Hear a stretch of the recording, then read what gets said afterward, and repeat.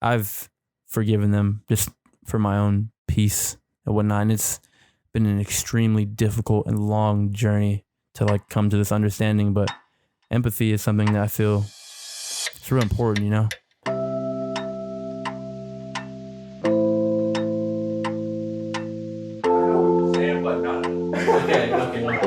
I got you. That's so funny.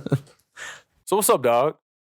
Nothing much, man. It's good to see you. Good to see you for real. Like you said, I think the last time I actually saw you was probably high school. Like in high school, like at Northtown. What the fuck you been on, bro? So you graduated, then what happened for you? So I graduated. I went to California. I was going to do some personal training stuff. Then I came back to go to school at William Jewell. Essentially flunked out of William Jewell. I didn't attend class ever. Talk about degeneracy. What exactly happened with that, if you don't mind me asking? I was getting A's on my test. You know what I'm saying? Like I was getting A's on my test. So for me, I got to go to class if I know the material. And that's how I justified it. I arrogantly justified that since I'm acing these tests, I shouldn't have to go to class to actually to attend the class. So, after Jewell, so after I dropped out of Jewell, I started writing my book, and I was like isolated for like 3 years. And I legit spent 3 years writing this book, published it in 2000 and The Odyssey or something, right? The Odyssey of the Odyssey, yeah. I got that at my house, bro. Nice, yeah. Introspective rationale, yeah.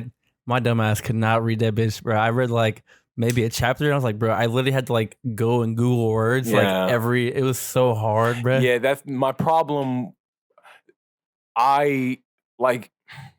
When you traditionally write a book, you want the title to be catchy so the audience can like relate to it. You want it to be written a certain way. Like I didn't give a damn about none of that. Like I wanted to write it how I wanted to write it, and because of that, it's off-putting to a lot of people, especially because it's not written for like an instant understanding. It's made to, like I wrote the word idiosyncratic qualities in chapter 1 on the first paragraph because I'm like, you should Google and understand what the word idiosyncratic means.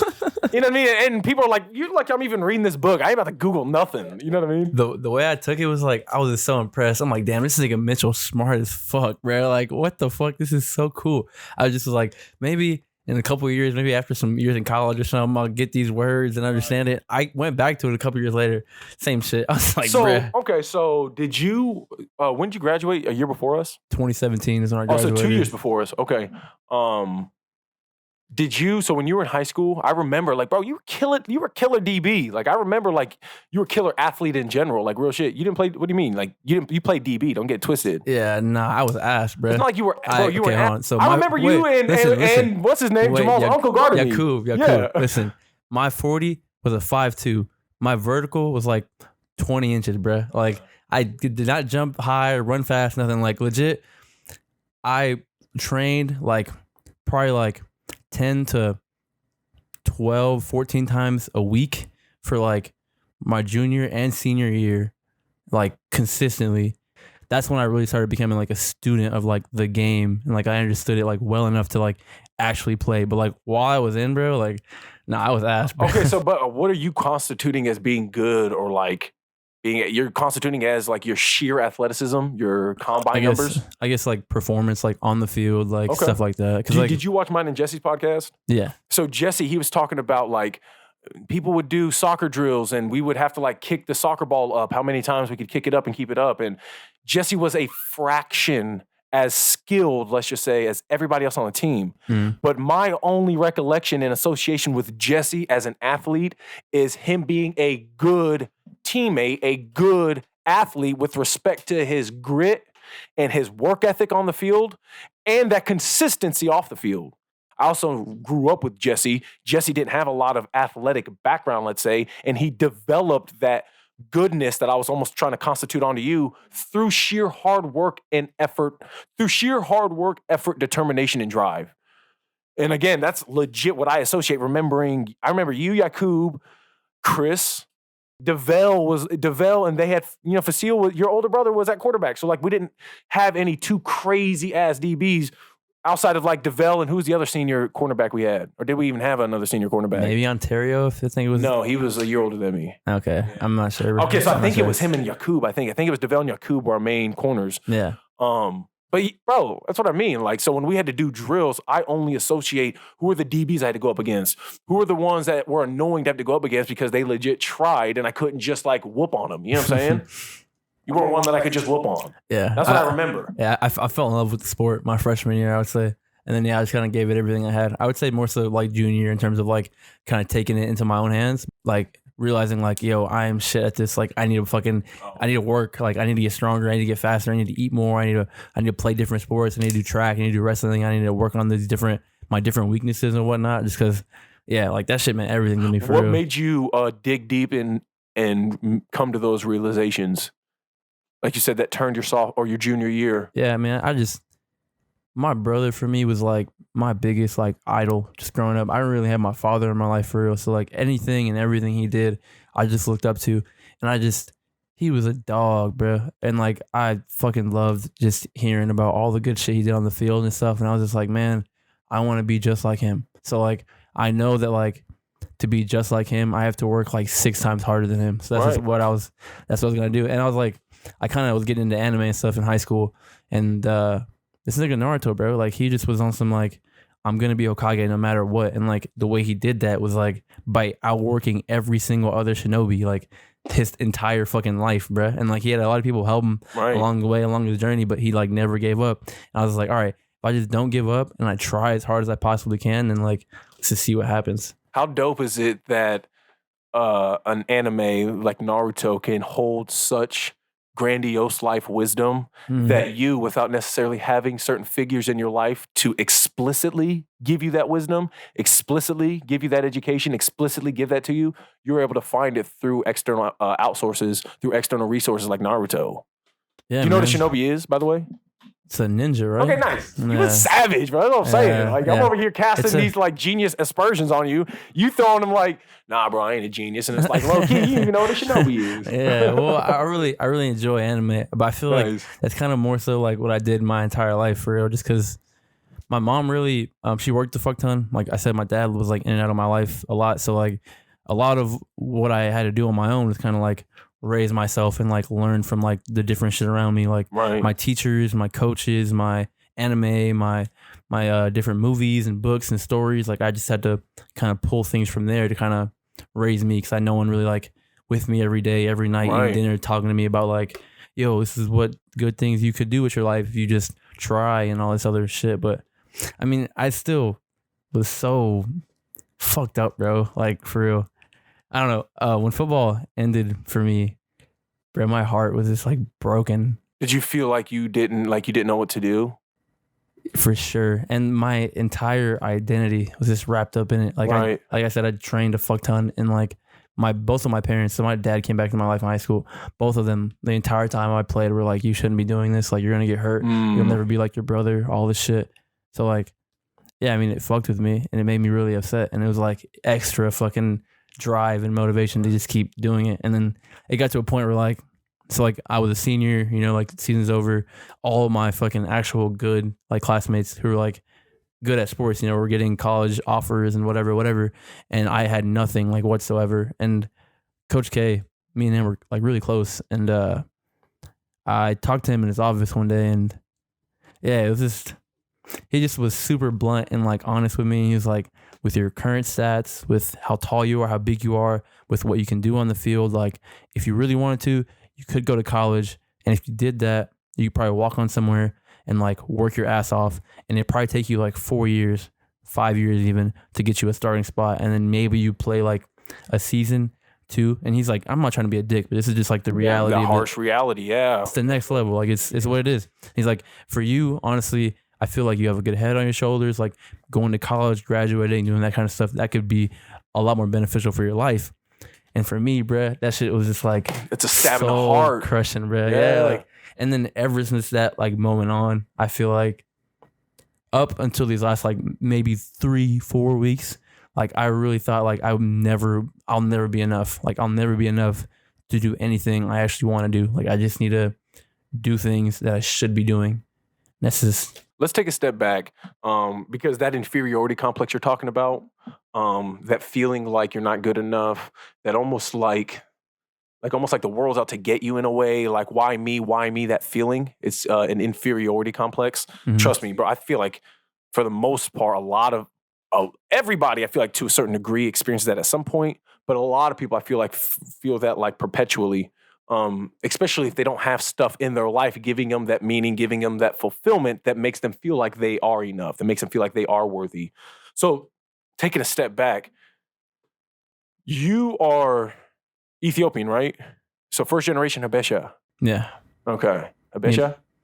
Habesha. Habesha. Mm-hmm. That was good. That was close. Nice. Yeah, that's cute. You know, like tribe and all that? I believe my mom's like Amora, something like that. I'm not entirely sure though. But your parents are from Ethiopia. Yeah. Okay. When did your parents, were you born in Ethiopia? Nah, I was born in America. My mom came here when she was like, I think 14 or 15. Okay. My dad came when he was like 22, 23. Okay. So were your mom and dad married when they came here? Nah, they met here. So like they just happened to meet here through like friends and stuff. Gotcha. There's like a really big Ethiopian community in Arizona where we're from. Gotcha. Okay. Mhm. And when did you move to Kansas City? From From Arizona and then moved to Kansas City?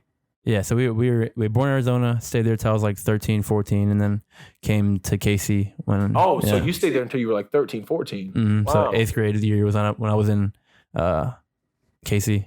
The main reason I ask all this is, do you understand, or have you tried, or have you thought about the mindset of your mom and dad not being from America? Like, have you tried to like grasp truly like what their mindset must be like, just from a fundamental standpoint, what their parents taught them, what their worldview may look like, and then when coming to terms with certain, let's just say, traumatic things that either by not being there cause trauma, or certain things that they may have done that cause trauma, being from a third world country, bro, you know what I'm saying? Being from Ethiopia, being from West Africa, being from East Africa, in a time where Somalia just got out of like revolution, what Libya and them just went through, out of like civil war. You know what I mean? Yeah, my dad was actually running away from a war. Yeah, so like he's going through it. I think like 4 years ago, maybe 5. I was away for college and stuff, and I'd come back every so often to like hang out and shit like that. And I just would spend time with like my parents, and I would just like talk to them about like their upbringing and shit. Man. And yeah, like my mom has been through some fucked up ass shit. My father has also been through some fucked up ass shit. So yeah, now like it's interesting. Like I hold 2 different like feelings for both of them. Right. Like, on the one hand, I love them for the sacrifices and whatnot, and like being there for me. At the same time, like I have a lot of like anger and like rage and low-key hatred towards them for the things they've like had to put me through, but I don't blame them. Like life is nuanced. It's what it is. Like the complexities, I can't expect them to be at the same level as me in terms of like their mental health and understanding me and my struggles and whatnot. So yeah, no, I mean, I've forgiven them just for my own peace and whatnot. And it's been an extremely difficult and long journey to like come to this understanding, but empathy is something that I feel it's real important, you know? It goes a long way. Yeah. I've done some really messed up things I'm not proud of. And I know they've done the same thing. You know, they've done messed up things that they aren't proud of. And it's like, I don't know. I feel like every single human being I've ever interacted with, including my parents, I can kind of like see a little bit of myself in. And it's like, we all have this capacity to do bad. We all have this capacity to do good. And it's something that we all have to like acknowledge, you know? And it's like, it's no one's fault for being bad. It's no one's fault for being good. And I feel sorry for people like my parents and people in general that just do negative things like to the world. Cause it's like, we're all babies at some point. No baby is like, I want to go shoot up a school or fucking kill myself or fucking eat hella food and be obese or fucking like drag people down or fucking drink and drive. Like, it's like, bruh, like you go through shit. You're scarred up. You get fucked up, and bro, you do fucked up ass things, and it's like, it's okay, man. It's like I feel sorry for people like that for real.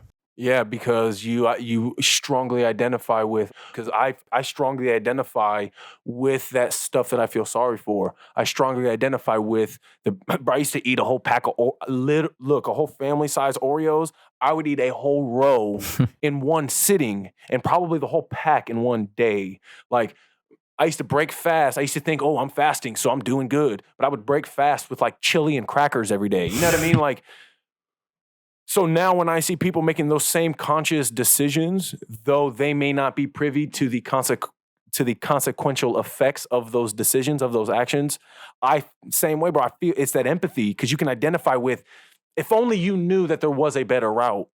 If only you knew that by choosing, let's just say, the happier route rather than the negative, more pessimistic route, that your life and everybody's life around you will be that much better. But this is where I got to ask you, because this is what it boils down to. Do you think people intentionally, for the most part, are doing those bad things? Nah, bro. You see what I mean? Like, yeah, no, I don't think ever, for real. Right. It's like, there are bad people out there. There are bad people in the world, and a lot of it is even then, a lot of it's a byproduct of nurtured upbringing. But there are documented aspects of people who have been serial killers, murderers, schemers, all this stuff, and had a perfect natural upbringing, and it was just something that was low-key predisposed in their genetic coding and then passed on through environmental influence. I agree with you, though. Everybody starts with this baby, pure as heart, Garden of Eden. But at some point, everybody becomes an adult and bites from that forbidden fruit. Yeah, and I don't think people, my viewpoint doesn't kind of expunge people's like wrongdoings. Like, right. Your actions are 100% like things that you have to own up for. Like, you have to be responsible. You have to be responsible for the bullshit you do.